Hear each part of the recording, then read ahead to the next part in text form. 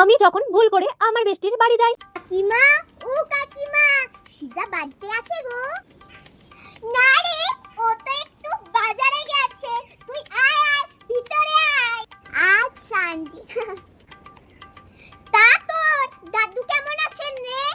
Aunty, আমার দাদু তো কবেই মরে গেছে। তাহলে যে গতকাল রাত্রে বেলায় সিজা বলল তোর দাদু নাকি খুব শরীর খারাপ, হসপিটালে ভর্তি করতে হয়েছে, তাই জন্য ওকে ডেকেছিস তুই রাতে শোবার জন্য?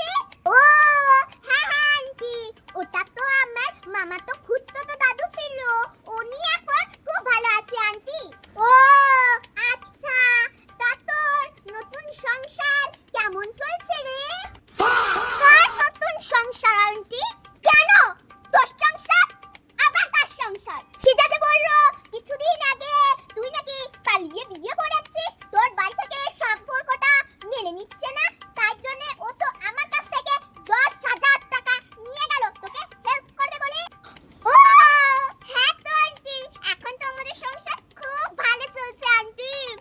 বাবা বাবা বাবা বাবা, খুব ভালো। তোরা ভালো থাকলেই তো আমরা মায়েরা সকলেই ভালো থাকবো রে।